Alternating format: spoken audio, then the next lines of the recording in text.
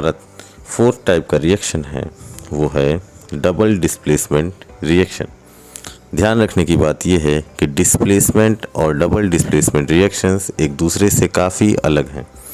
Double displacement reaction की अगर हम बात करें तो यहाँ पे हमें ये देखने को मिलता है कि रिएक्टेंट्स के दो कंपाउंड एक दूसरे के साथ आयन एक्सचेंज करते हैं।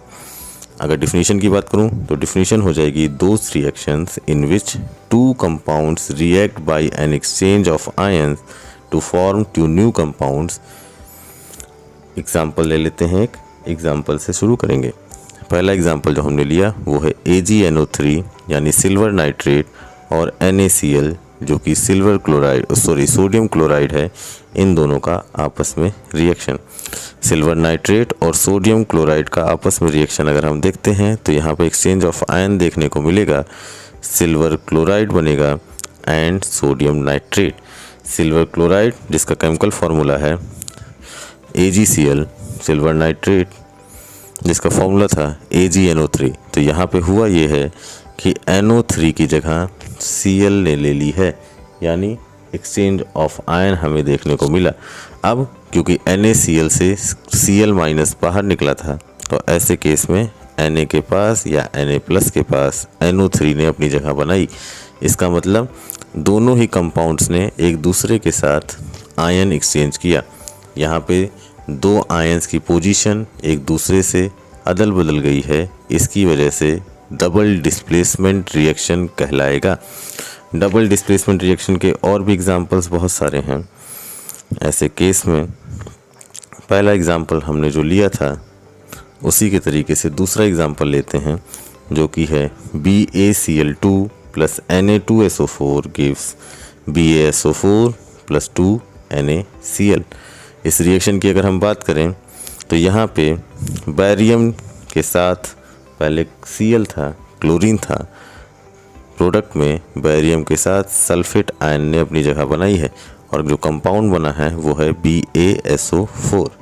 सिमिलरली सोडियम के साथ SO4 था पहले, जिसने अपनी पोजीशन छोड़ते हुए Cl को जगह दी है।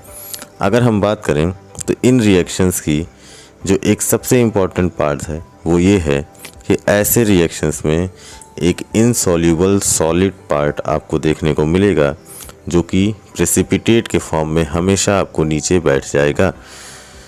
इसलिए this type of reactions are also known as precipitation reaction. Precipitation reaction कौन से रिएक्शंस होंगे? ऐसे रिएक्शंस जहाँ पे हमारा एक कंपाउंड इनसॉल्यूबल फॉर्म में हमेशा नीचे की तरफ बैठ जाएगा, प्रेसिपिटेट के फॉर्म में मिलेगा, इसीलिए रिएक्शंस प्रेसिपिटेशन रिएक्शन कहलाएंगे। Last type of reaction is oxidation and reduction reaction. Oxidation and reduction reactions are combinely known as redox reaction. Oxidation reaction की अगर मैं बात करूं तो oxidation reactions are those reaction in which addition of oxygen to a substance or removal of hydrogen from a substance takes place।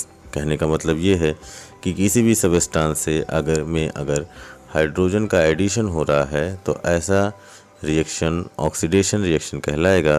वहीं अगर किसी substance से हाइड्रोजन का रिमूवल हो रहा है तो ऐसा रिएक्शन रिडक्शन ऑक्सीडेशन रिएक्शन कहलाएगा। आगे की बात करूं तो reduction reaction is just opposite to the oxidation reaction. Reduction reaction की अगर मैं बात करूं तो यहाँ पे आपको एडिशन ऑफ हाइड्रोजन देखने को मिलेगा और रिमूवल ऑफ ऑक्सीजन देखने को मिलेगा। अगर हम बात करें तो ऐसे बहुत सारे प्रोसेस हैं जहाँ पे रिडक्शन और ऑक्सीडेशन साइमल्टेनियसली हो रहे होते हैं। ऐसे प्रोसेस या ऐसे केमिकल रिएक्शंस को हम रिडॉक्स रिएक्शन कहते हैं। तो रिडॉक्स रिएक्शन की अगर हम डिफिनीशन की बात करें तो ऐसे केस में हम कह सकते हैं those reaction in which reduction and oxidation takes place simultaneously. नाम से ही देखने को मिलता है रिडॉक्स रिएक्शन को अगर हम या ये जो वर्ड है रिडॉक्स, इसे अगर हम ब्रेक करते हैं तो ये दो वर्ड्स में ब्रेक होगा RED and OX। RED goes for reduction, OX goes for oxidation. एक एग्जांपल लेते हैं जहाँ पे रिडॉक्स रिएक्शन हो रहा हो। जैसे कॉपर ऑक्साइड का रिएक्शन हम करा देते हैं हाइड्रोजन गैस के साथ। कॉपर ऑक्साइड को हाइड्रोजन के साथ जब रिएक्ट कराते हैं तो जो हमारा फाइनल प्रोडक्ट होता है वो है कॉपर प्लस H2O। अगर इस रिएक्शन की हम बात करें तो इस रिएक्शन में कॉपर ऑक्साइड जो कि फाइनल प्रोडक्ट में सिर्फ कॉपर बन रहा है। ऐसे केस में कॉपर ऑक्साइड का रिडक्शन हो गया क्योंकि कॉपर ऑक्साइड से ऑक्सीजन का रिमूवल हो चुका है। वहीं अगर हम बात करें H2 की तो H2O में कन्वर्ट हो गया है ये। इसका मतलब H2 का ऑक्सीडेशन हो रहा है क्योंकि इसमें ऑक्सीजन का एडिशन हो रहा है। ऐसा रिएक्शन क्या कहलाएगा? ऐसा रिएक्शन बच्चों कहलाएगा ऑक्सीडेशन एंड रिडक्शन बोथ हो रहे हैं यहाँ पे, तो रिडॉक्स रिएक्शन।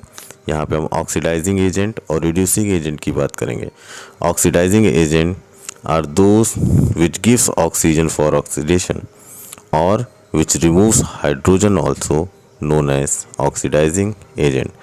ऐसा कोई भी कंपाउंड जो किसी भी दूसरे कंपाउंड को ऑक्सीजन दे या किसी भी दूसरे कंपाउंड से हाइड्रोजन का रिमूवल करा दे, उस रिएक्शन में वो ऑक्सीडाइजिंग एजेंट कहलाएगा।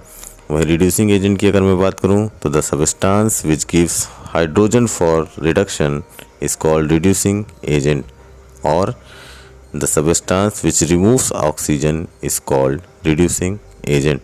अगर हम कहने की बात कहें तो यहाँ पे ऐसा कोई भी सबस्टांस जो कि हाइड्रोजन की सप्लाई करे या ऑक्सीजन को किसी दूसरे कंपाउंड से रिमूव करा दे वो कहलाएगा ऑक्सीडाइजिंग रिड्यूसिंग एजेंट।